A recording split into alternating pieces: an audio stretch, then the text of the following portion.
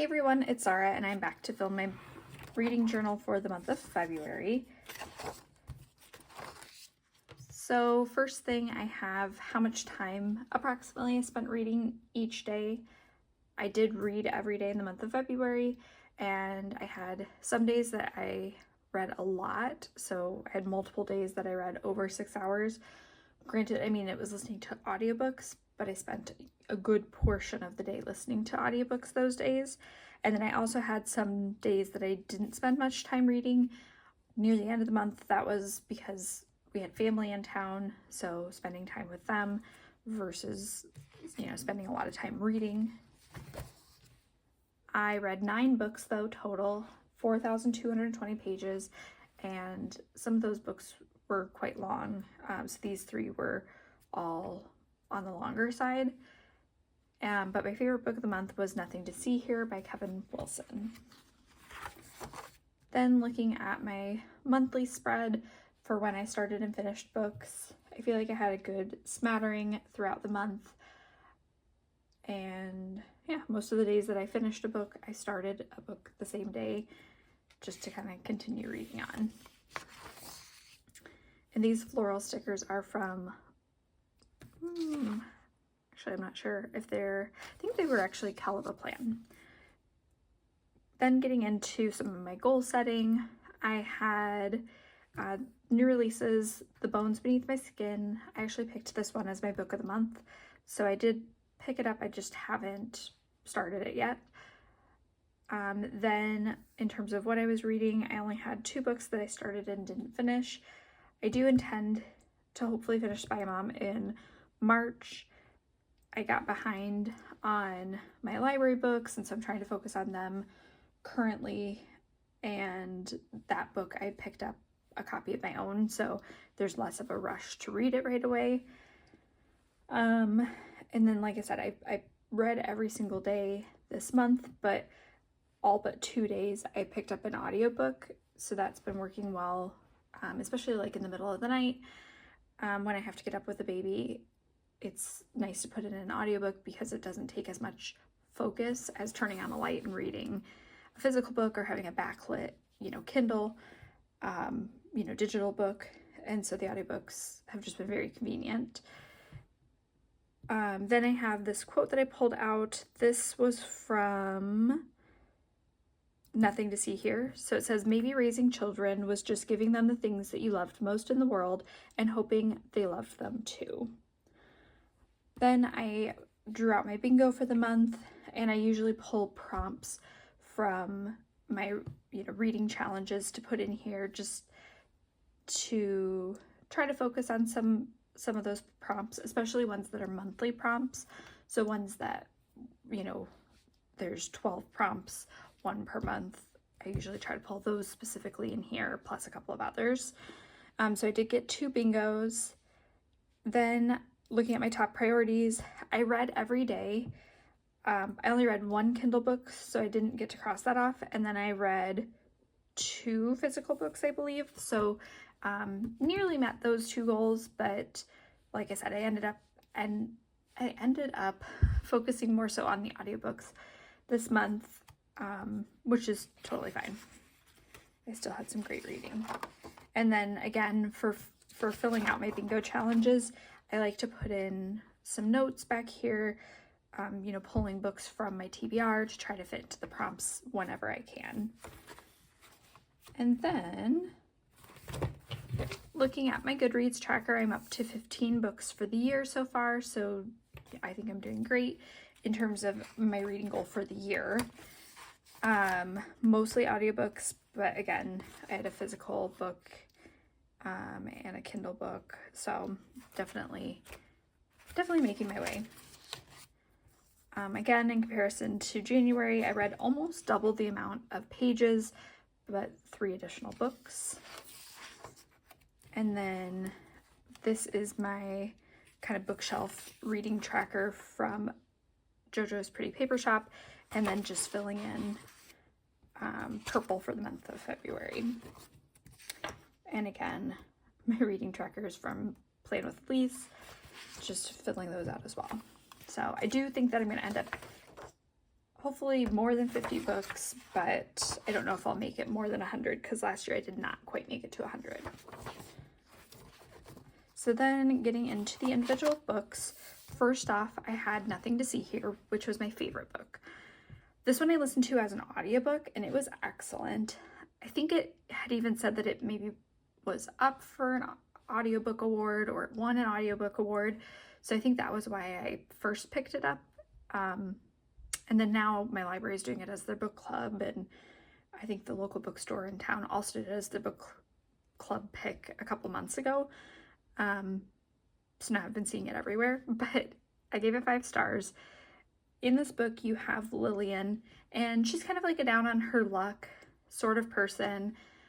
She went to like a prestigious kind of boarding school when she was in high school, and that was where she met Madison.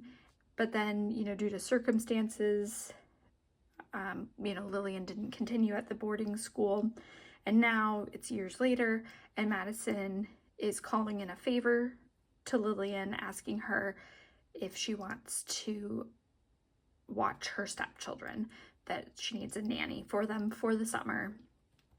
And the thing about these stepchildren is they spontaneously combust into flames. And Madison is from a political background. Her husband is a senator, I believe, and she also has political motivations as well.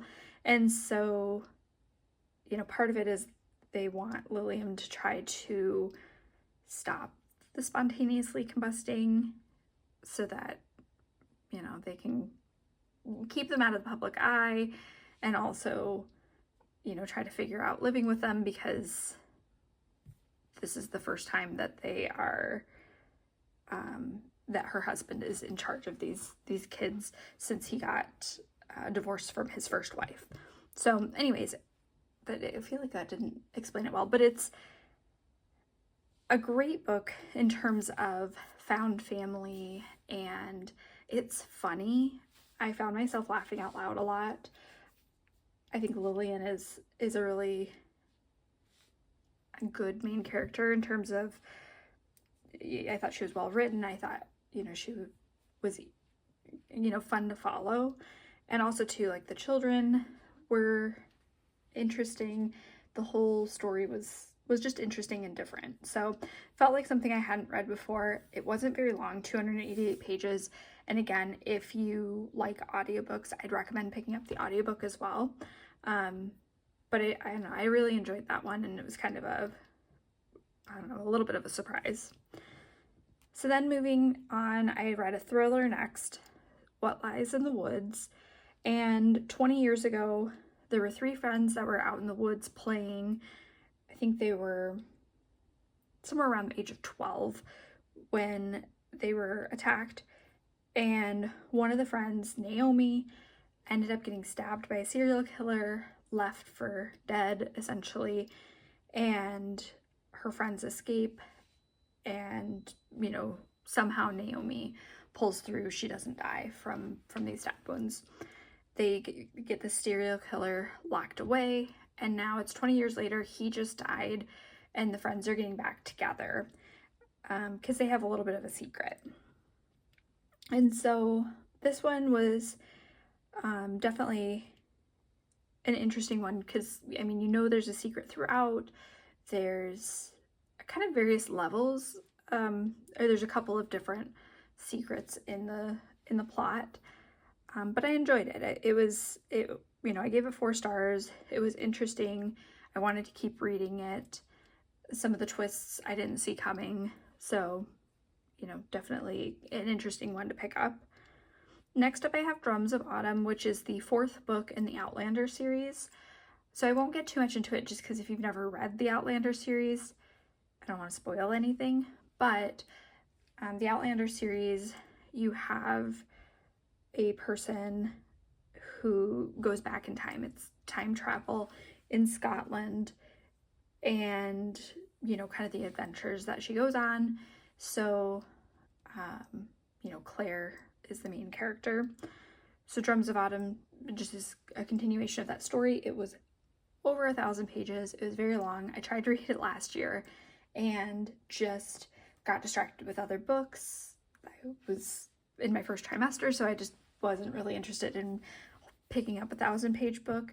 But this one I actually listened to as the audiobook, and it was good.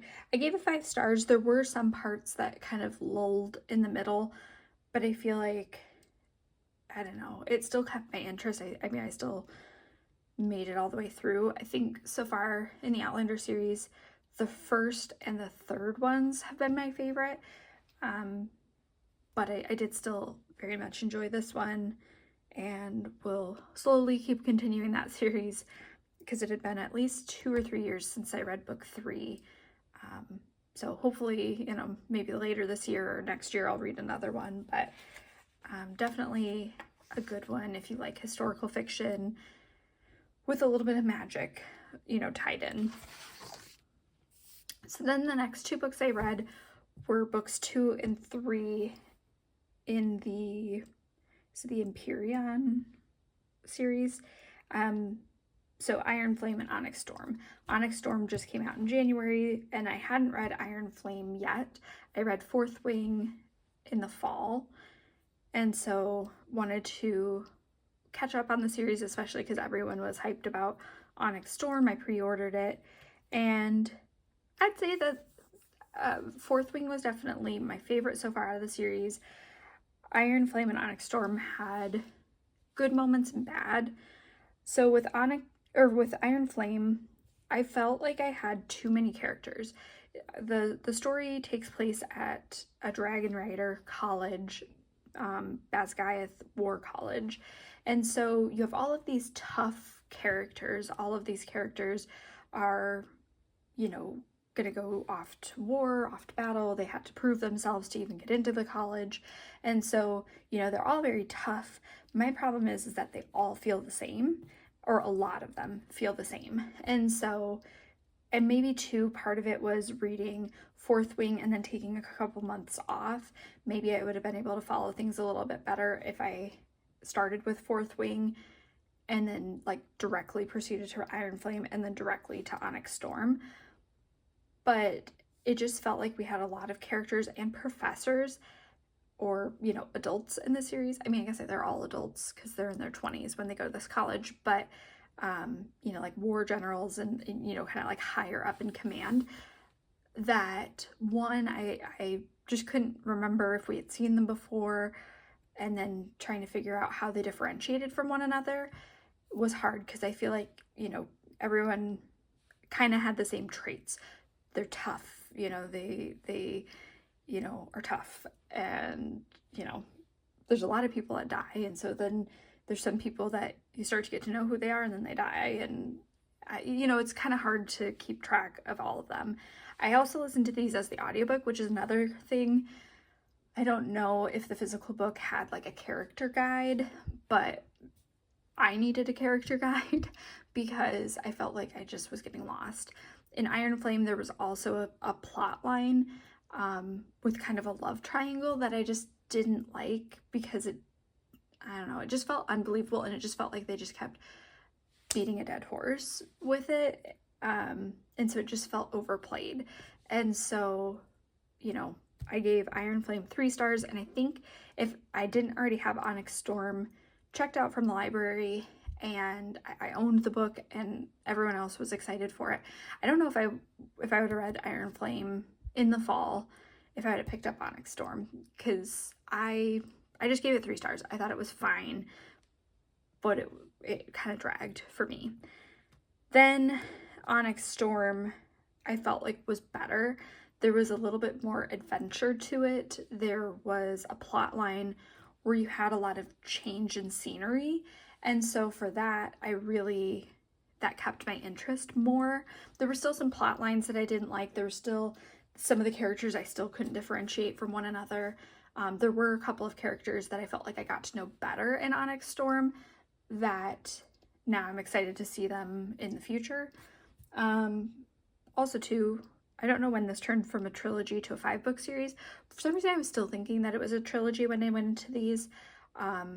it's not. So I don't know if it feels a little bit more dragged out because originally it was supposed to be a trilogy and then it got bumped to 5 books. So I don't know if that's why some of the plot feels a little monotonous or feels like it's kind of dragging here and there. But now I feel like I've committed. I'm gonna probably finish the series, especially because there's some good points and some points that I don't care for as much. But you know, I still overall had an okay time with it. And again, I kind of want to know how it ends at this point. Then we have Josh and Hazel's Guide to Not Dating. I picked this up as a romance just for something a little bit different, and since it was the month of February, picking up a romance for, you know, kind of a Valentine's inspired, not necessarily that this takes place on Valentine's Day, but just that, you know, you think of romance around Valentine's Day.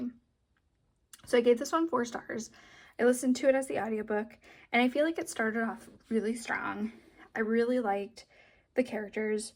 The main character is Hazel. Well, Hazel and Josh are the main characters, as evidenced by the title. But you have Hazel, and she is a very quirky individual. She has, you know, kind of this larger-than-life personality. She's different and quirky and kind of doesn't care what anyone else thinks. She knows she's weird, but also, you know, to some extent, she doesn't really care what other people think. She's going to be who she's going to be. So I thought that was, you know, fun. I liked the way she was written. I felt like the theme, you know, followed her throughout very nicely. Then you have Josh, and he's kind of the polar opposite. He's, you know, more organized, more, I don't want to say stiff, but he's less fun, I guess. And so they meet because they met in college but didn't really become close or anything like that. Well, then now Hazel is best friends with Josh's sister, and then they reconnect again later in life, and, you know, like 10 years after college or something to that effect. And so he's going through kind of an interesting time, and Hazel decides that they're going to be best friends, and, you know, they hang out together, and they do become best friends. And then they decide to start setting each other up on blind dates because they're not dating, they're just friends. And so they're setting each other up on these double dates. And, you know, slowly, obviously, they're starting to maybe fall in love with each other instead. I will say where this lost me was at the ending. I thought the ending had an unnecessary gimmick to it, and I felt like it really didn't need it because I felt like it was unnecessary. Didn't really like it, and it just kind of felt heavier on the book than the rest of the book. It kind of like brought it down energy-wise. So that's what I'll say about that. Still enjoyed it, you know, had a good time for, you know, most of the book, but the ending was kind of meh, in my opinion. Still gave it 4 stars. Then moving on to a couple of books that I didn't like. First off, we have Assistant to the Villain. I started this one in January before my daughter was born, and I started it with my husband. We were listening to the audiobook together, and I feel like premise-wise, it started off strong. This one, you know, kind of the very beginning started off strong. You have this, you know, kind of fairy tale kind of background to the setting. You know, you've got a village, you've got this main character, Evie, and she's looking for work. She's going through the forest, and she runs into the villain. And the villain is, you know, kind of this, you know, character that everyone just refers to him as the villain. He's, you know, on all the wanted posters. People are scared of him. They tell scary stories about him to children, you know, to teach them right from wrong. And she runs into him unexpectedly and ends up getting a job with him. And like the idea of it started off fun. It started off kind of interesting. Well, I don't know, then it just kind of devolved from there. The plot didn't really make sense. The villain is in charge of this evil corporation, but I never really figured out what they were doing. And then it's like everyone that works for the villain likes the villain, but then everyone that doesn't work for the villain doesn't like the villain.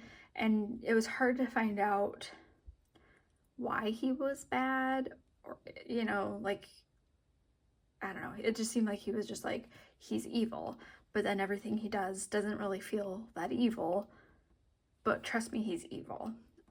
And I don't know, like, plot points just felt weird or didn't make sense. And then again, this took us like 2 months. Well, I guess it didn't take us 2 months. It took us a month to get through. Not because it was a long book, but because we just never wanted to sit down and continue it. We started it, and then it was like kind of pulling teeth to get the two of us to sit down at the same time to listen to the book. And I even asked my husband, I'm like, do you want me to continue reading it on my own and I'll just tell you what happened? Because I could tell he wasn't enjoying it that much either. And he's like, no, let's listen to it together, because we started it together. We both fell asleep on the couch listening to the end of the book, and I almost didn't want to rewind it to find out what happened at the end. I did, and then I had to look up like a synopsis for what actually happened, because it was, yeah. 1 star. I just didn't like it. I had even checked out the sequel before we gotten too far into the first book, and I returned it. I'm not reading it again. But yeah, it was just, I don't know. Plot, characters were kind of annoying. Didn't really make sense. Plot didn't make sense. Not my favorite. Then I have Don't Want You Like a Best Friend, which I picked this one up because of the title, Taylor Swift, lyrics again. I had Begin Again in January, and I really enjoyed that. Totally different authors, but just same theme, that it was a Taylor Swift inspired lyric. And I had heard people say that they really liked this one. I didn't like it. You have Gwen and Beth, and they're both, debutantes, socialites, being presented to society to find husbands. And they find out that their parents have a history between each other, and they decide that they want to try to set them up together. And then they start falling in love with each other. And part of where this book lost me is, it felt very period England, but then there were things that didn't feel period England, like they went to a restaurant. And I don't know if there were many, like it didn't, I feel like I've not heard of there being a lot of restaurants back in the day. And there's some other things that just didn't make sense. And also too, I feel like, obviously female romances were not like a societal norm back then. And I mean, they still weren't in the book. Like, society, they had to hide their romance, but then also too, I feel like a lot of other characters are totally good with their romance. I don't know, it just kind of lost me a little bit. It was a little too unbelievable for me. And, like the ending was, I thought it was weird. And then there was also so much talk about their layers of clothes. I mean, the number of times they talked about the different layers they had to get dressed in, or the layers they had to undress in, or the layers of their skirt bumping into other people's skirts, and how uncomfortable the skirts were, and how they couldn't even move in the skirts. It got to be exhausting. I like, not something I was missing from other, period romance novels, was talk about how much the clothes were annoying. And so that just got to be exhausting to listen to, or I guess I read the book to read, and I try to skim those sections because it just felt too long and too focused on those things, especially because if you lived in that time period and those were the clothes that you wore all the time, I feel like you wouldn't be as awkward and uncomfortable in all the clothes, and everyone else wouldn't be as uncomfortable and clumsy in all the clothes. But that's just my opinion. So I only gave it 2 stars. I gave it 2 stars. I liked it more than Assistant to the Villain, but it just dragged, and then I felt like it was too long, and I just didn't have that fun of a time reading it.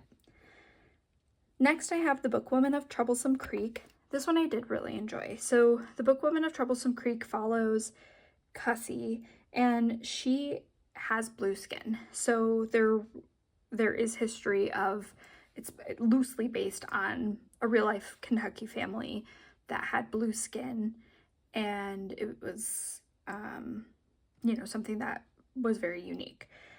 And she is a pack horse librarian, so basically she travels around to different like far-reaching patrons, I guess, that are in the backcountry hills of Kentucky. She'll ride around on her pack horse to deliver books from the library to them. And it was just an interesting thing. I didn't know that these were real women that did this. So I liked a lot of the historical aspects of the story. It was fun just learning about her different patrons as she interacts with them, you know, the once a week that she's traveling along to all of the different places. And then you also have Cussie, who is honestly ostracized because of her skin color. You also have, you know, Black characters that are similarly, you know, I don't know, ostracized or the words are escaping me, but they're treated differently because of how they look. And so it was interesting seeing her compared to other characters in the book and how people treated, you know, the different people based on their looks. So yeah, I gave it 4 stars. I think the ending got a little wild for me. There were a couple of books where it was good until the ending. I still really enjoyed it. I'm gonna pick up the sequel probably soon. Hopefully that one's good too. But I enjoyed it. I thought it was overall a really nice historical fiction, and it just added something different to my reading for the month. So that was everything I read. I'm just gonna briefly kind of touch on some of my challenges that I'm working on. So I have my monthly reading challenge from, I think this was from Peanut Butter Taco. So I've done January and February, no problem. Then I have the buzzword challenge, a little hard to read, and I've done January and February, no problem. Then again, I have the buzzword cover challenge, which I've completed so far.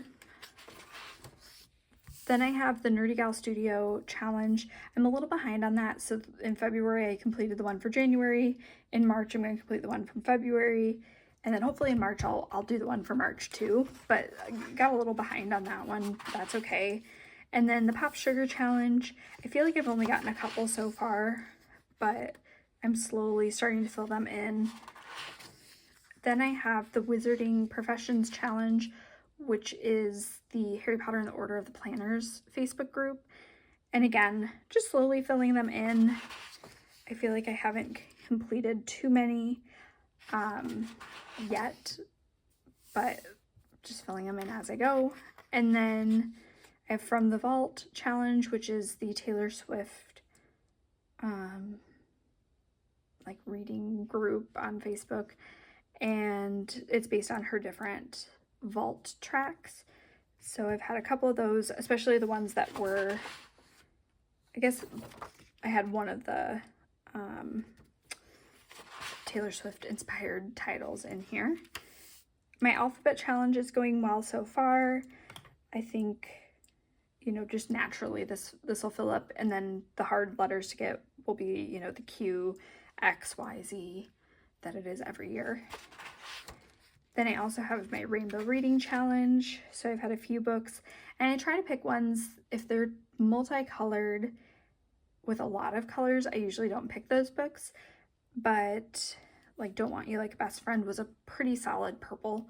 So that's why it fits in there. And then so far in my read 25 books in 25, I picked out 25 books that have been on my shelf or my TBR for a while. So far I've read Drums of Autumn and Underground. And then in the month of March, I'm hoping to get a couple more that I'm currently working on, and I just finished another one as well. And then book bingo, so far I've gotten 4 on my book bingo. So again, slowly starting to fill things out, but I just thought I'd quickly flip through those just so you can see where I'm at.